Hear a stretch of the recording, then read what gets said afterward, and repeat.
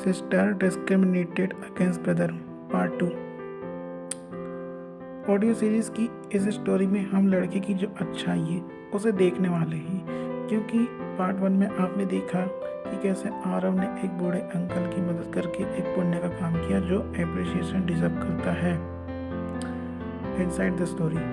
तो आरव के इस काम के बाद परिवार में एक खुशनुमा माहौल बन जाता है, जहाँ पर लड़के की मम्मी पापा आरव को इस काम के लिए अप्रिशिएट करते हैं, उसकी तारीफ करते हैं, और जहाँ पर लड़के की दीदी आरव पर प्यार की बौछार करती है और उसे कॉन्ग्रेचुलेट करती है और आरव के इस अप्रिशिएशन को सोशल मीडिया में पोस्ट करती है, जहाँ पर आरव को सोशल मीडिया से भी बधाइयाँ मिलती है, जहाँ पर उसकी मम्मी पापा को इस बात की खबर हो जाती है और वह भी आरव को इस काम के लिए अप्रिशिएट करते हैं।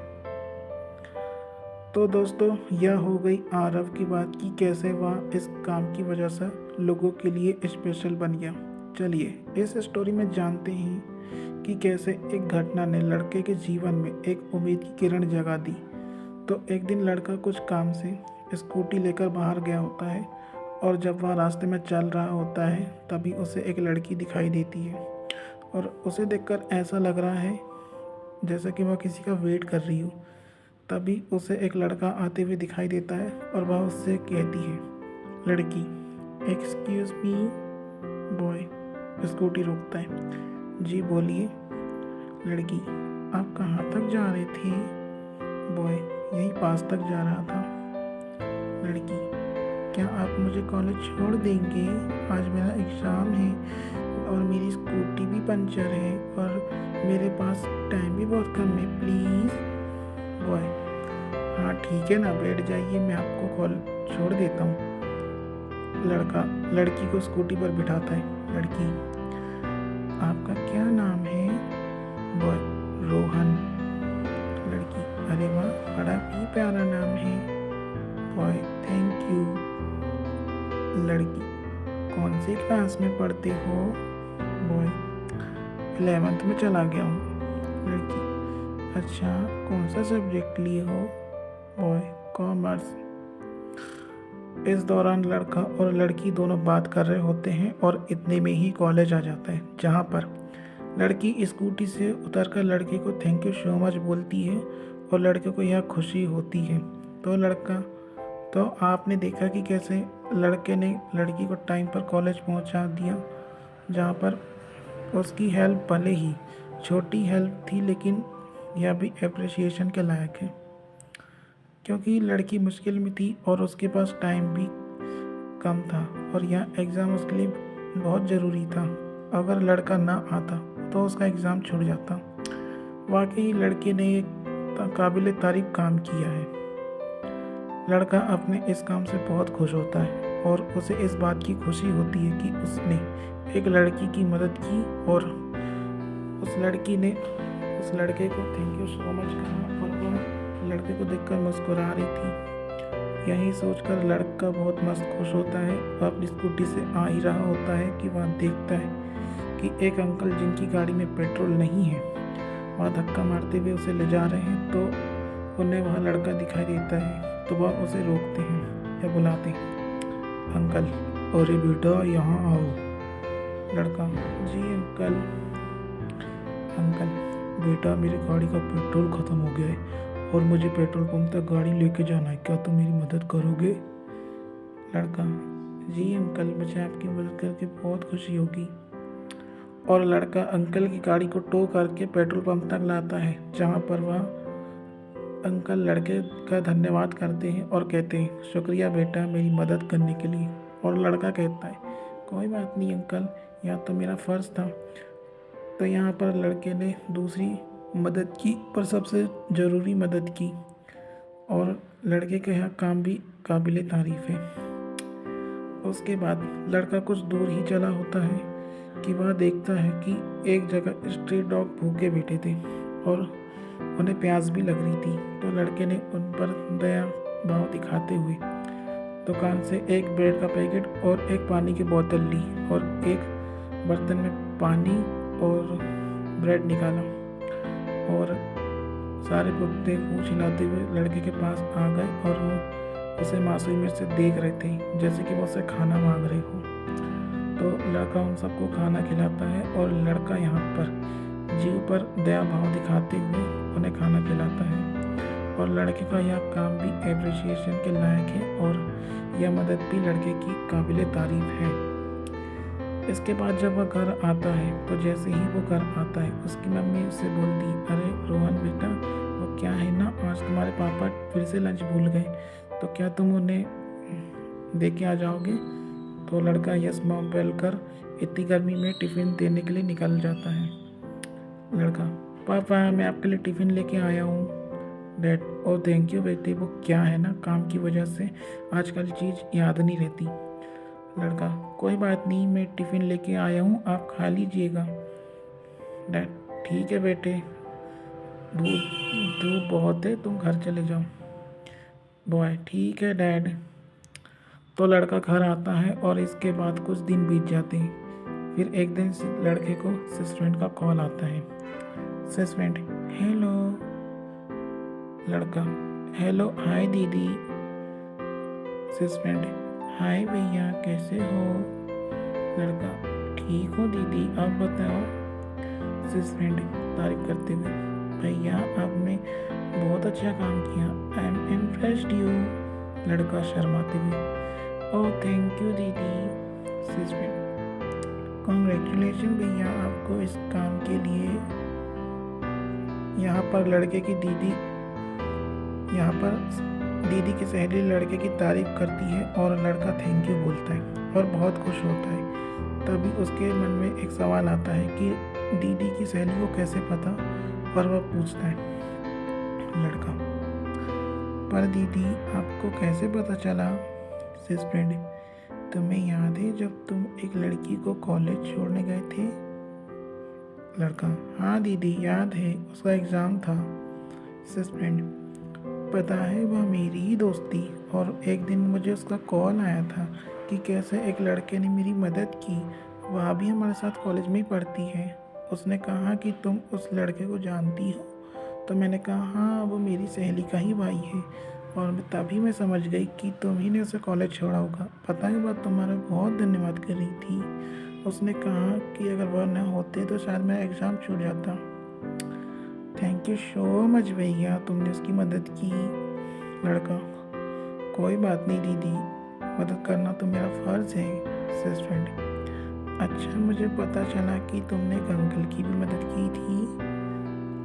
लड़का, हाँ। सस्पेंड, पता है जो अंकल थे ना, वह मेरे पड़ोस में ही रहते और उस दिन उनकी गाड़ी का पेट्रोल ख़त्म हो गया था और वह बहुत मुश्किल में थी, लेकिन उन्होंने बताया कि एक लड़के ने मेरी मदद की। फिर मुझे पता चला कि वो तुम ही होगे। उसके लिए भी बहुत धन्यवाद आपको और thank you so much once again. लड़का, यू वेलकम दीदी, यह मेरा फ़र्ज़ था। सस्पेंड, और तुम्हें पता है मैं एक दिन कुछ सामान लेने के लिए दुकान आई थी, तो मैंने तुम्हें देख लिया था कि तुम उन भूखे कुत्तों को रोटी खिला रहे थे, खाना खिला रहे थे। तुम्हारे अंदर जीवों के प्रति प्यार देखकर मैं सच में बहुत इम्प्रेस हूँ तुमसे। सच में भैया, मैं तुम्हें लाइक क्यों करती हूँ आज मुझे पता चल गया, क्योंकि तुम दिल के बहुत अच्छे हो, तुम सबकी बहुत मदद करते हो। लड़का, यू वेलकम दीदी और धन्यवाद मेरी तारीफ़ के लिए।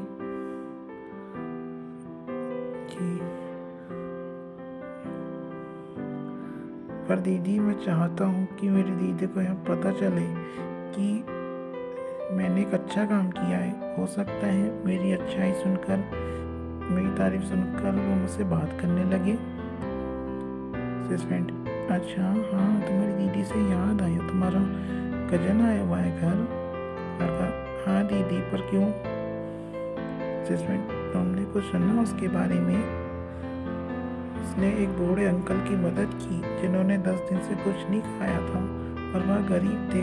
सच में ऐसे बंदे बहुत ही मुश्किल से मिलते हैं जो किसी की हेल्प करें। तुम्हारे कजिन से मैं बहुत खुश हूँ। तुम्हारी दीदी का एक दिन फ़ोन आया था और वह मुझसे कह रही थी कि आरव नाम है ना उसका। लड़का, हाँ दीदी। तो तुम्हारी दीदी उससे बहुत इम्प्रेस थी और वह मुझे बता रही थी कि कैसे आरव ने एक अंकल की मदद की, जिसकी वजह से उसने आरव को हक किया, उसे किसी भी की, उसने उसे बहुत अप्रिशिएट किया। लड़के को तकलीफ़ होने लगती है और वहाँ से उस फ्रेंड को रोक देता है। लड़का, बस बस दीदी, अब मैं भी अपनी बात बताता हूँ। सिस फ्रेंड, हाँ बताओ ना भैया। लड़का, आपको पता है मैं घर आया था ना, तो पापा अपना लंच बॉक्स घर पे ही भूल गए थे, तो मैं उनके लिए इतनी गर्मी में भी लंच बॉक्स लेके गया। और जब मैं घर आया तो मम्मी को मेरे पे तरस आया कि मेरा बेटा इतनी गर्मी में भी अपने पापा को खाना देने गया है, और उन्होंने मुझे बहुत अप्रिशिएट किया।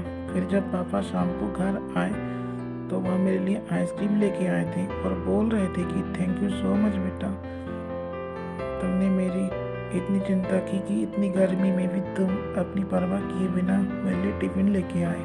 और फिर मम्मी पापा आपस में बात कर रहे थे कि इसने मेरी मदद की, और पापा कहते हैं कि बाहर इतनी धूप थी फिर भी यह अपनी परवाह किए बिना मेरे लिए टिफ़िन लेके आया।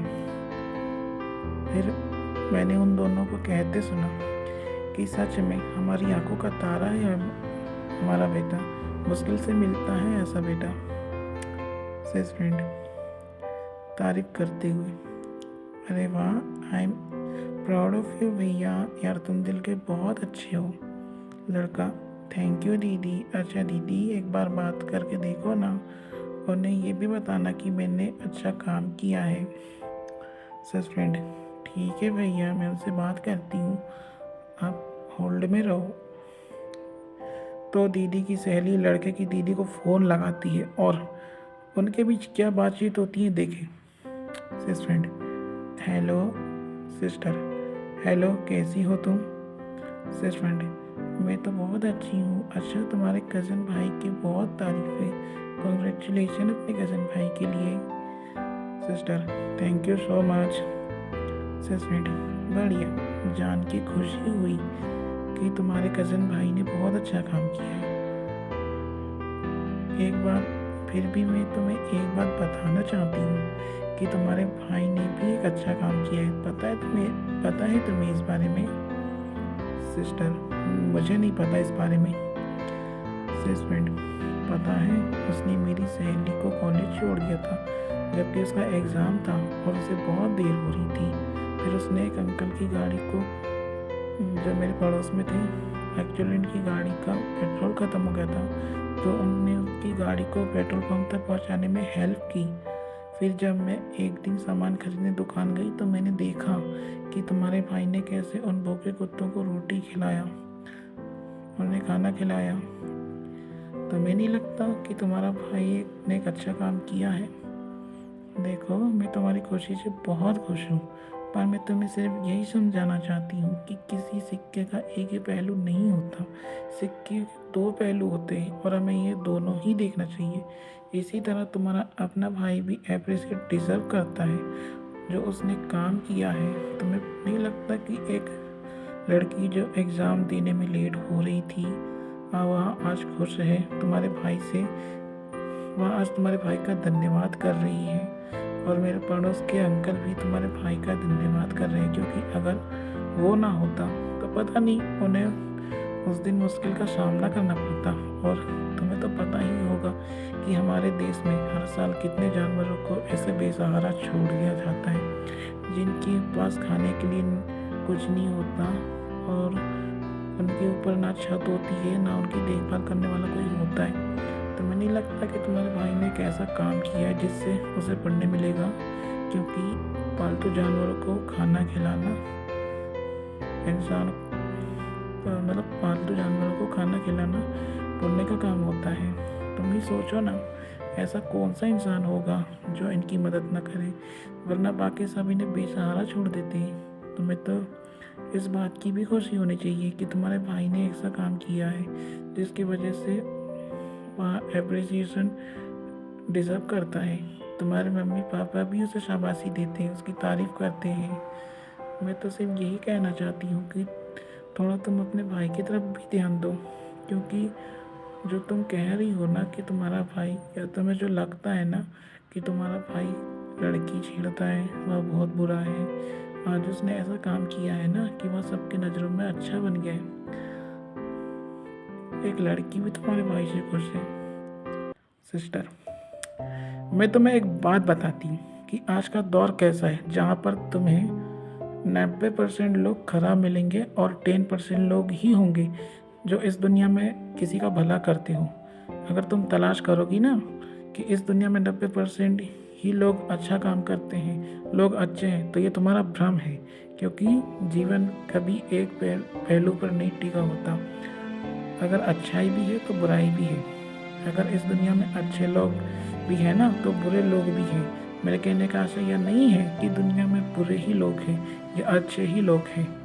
मैं सिर्फ यह कह रही हूँ कि दुनिया में जितने अच्छे लोग हैं उतने बुरे लोग भी हैं। और आज का दौर तुम देखोगी ना तो उसमें तुम्हें बुरे लोग ज़्यादा ही मिलेंगे और ऐसे अच्छे लोगों की गिनती सिर्फ 10% में ही रह जाएगी। और यह रीत आज तक नहीं बदली है कि 10% 90% लोग अच्छी हों और 10% लोग खराब हों। अगर ऐसा होता ना तो पूरी दुनिया अच्छी होती। लेकिन जीवन का सिर्फ एक पहलू नहीं है, जहाँ अच्छे लोग हैं ना वहाँ बुरे लोग हैं, और यही असली लाइफ है। तो मैं यहाँ बिल्कुल नहीं मान सकती कि 90% लोग अच्छा काम करते हो, क्योंकि अच्छा काम करने वाले लोग इस दुनिया में 10% है। और तुम्हें पता है, ऐसा भाई मुझे बहुत नसीब से मिला है। भले ही वह मेरा कज़न भाई है, लेकिन वह मेरे लिए स्पेशल है, क्योंकि उसकी पर्सनैलिटी तो एक तरफ है, लेकिन उसकी असली क्वालिटी है ना वो उसके व्यवहार में नहीं, उसकी हेल्पिंग नेचर में। कि उसकी जो व्यवहार की जैसे क्वालिटी है ना, उसकी बिहेवियर में, उसके हेल्पिंग नेचर में है कि वह मेरे सामने से आके हेल्प करता है, मुझे सामने से पूछता है, मेरे से बातें करते रहता है। उस वह बहुत पूछता है मुझे, उस गंवार के जैसे नहीं जिसे थोड़ा डांट दो तो अपने रूम में जाके छुप जाएगा और मेहमान आने पे सामने से आके कभी सहायता नहीं करेगा। प्लीज फ्रेंड, यार उसको गंवार तो मत बोलो, वो भाई है तुम्हारा।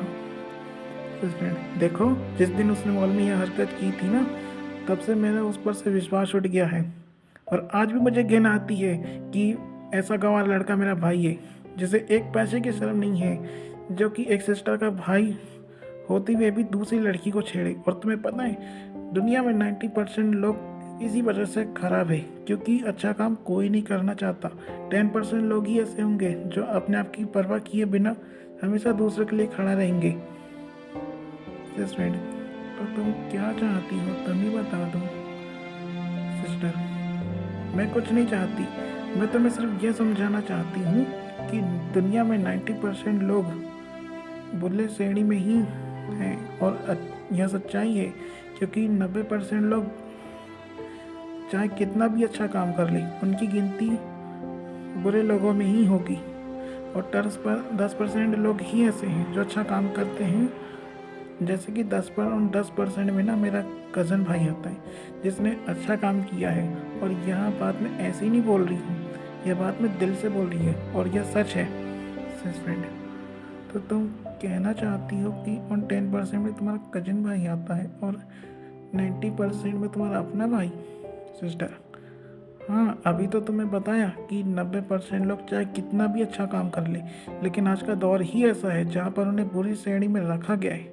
जो अच्छा है ना वह अच्छे ही होते हैं, और जो बुरे हैं वह बुरे ही होते हैं। चाहे वह किसी को कॉलेज छोड़े, किसी लड़की को कॉलेज छोड़े, या किसी अंकल की गाड़ी को पेट्रोल पंप तक पहुँचाए, या किसी जानवर को रोटी खिला के जीवों के प्रति दया भाव दिखाए, पुण्य कमाए, लेकिन बाद में उनकी असलियत ना दिख जाती है। और यह सिर्फ उनको गिल्ट होता है, ना तो उन गिल्ट होता है, क्योंकि उन्हें दिखाना होता है कि मैंने भी अच्छा काम किया है। पर मैं तो यही कहूँगी कि मेरी लाइफ में 10% लोगों की ही वैल्यू है, ना कि 90% लोगों की। तो इस तरह मेरे कज़न भाई की जो वैल्यू है ना, वो मेरे लिए बहुत है, ना कि ऐसे लोगों की जिन्हें इतनी भी शर्म नहीं है कि मैं एक सिस्टर का भाई हूँ। तो ऐसे लोगों की मेरी लाइफ में कोई वैल्यू नहीं है। मेरे लिए अच्छे लोग हमेशा अच्छे रहेंगे और बुरे लोग हमेशा बुरे रहेंगे। अच्छा सुनो, मम्मी बुला रही है, मैं तुमसे बाद में बात करती हूँ। Bye best friend, bye bye. और उदास हो जाती है। तो आपने देखा इस स्टोरी में कि लड़का अपनी लाइफ में पहली बार दूसरों की सहायता करके एक अच्छा काम करता है। साथ ही वह पुण्य भी कमाता है, क्योंकि वह भूखे कुत्तों को रोटी खिलाकर जीव के प्रति दया भाव दिखाता है, जिसकी वजह से वह अपने मम्मी पापा का दिल जीत लेता है। यहाँ पर दीदी की सहेली भी लड़के की खूब तारीफ करती है, क्योंकि उसने लड़के का यह नेचर पहली बार देखा और वह लड़के के लिए बहुत खुश होती है। लड़के को अपनी लाइफ में इतनी खुशी पहली बार होती है, क्योंकि उसे अपनी लाइफ में पहली बार इतनी तारीफ मिली है। उसकी वजह से मम्मी पापा खुश है, यहाँ तक कि दीदी की सहेली भी उससे बहुत खुश है। लेकिन वह चाहता था कि जो उसकी और उसकी दीदी के बीच की नाराज़गी 3 महीने से चली आ रही, नाराज़गी उसका अंत हो जाए। लड़के को पूरा विश्वास था, इसलिए उसने दीदी की सहेली से रिक्वेस्ट किया था कि मेरी बात दीदी तक पहुंचा दी जाए। और दीदी की सहेली ने अपनी सहेली से बात की और उसकी बातों में वह उम्मीद और आशा साफ दिख रही थी। लड़के की दीदी अपनी नाराज़गी छोड़ दे और उससे वह बात करना शुरू कर दे। साथ ही वह लड़के से माफ़ी मांगे कि उसने लड़के को गलत समझा और वह दोनों प्यार से एक भाई बहन की तरह रहना शुरू कर दे और सब फिर से ठीक हो जाए। लेकिन लड़के की दीदी ने अपनी सहेली की बात को भी आसानी से ठुकरा दिया। उसका कहना है कि इस दुनिया में आज की जनरेशन के अकॉर्डिंग 90% लोग बुरे और 10% लोग अच्छे होते हैं। जहाँ पर उसने अपने भाई को 90% वाली कैटेगरी में और आरव को 10% वाली कैटेगरी में रखा। उसने साफ साफ अपने भाई के साथ भेदभाव किया।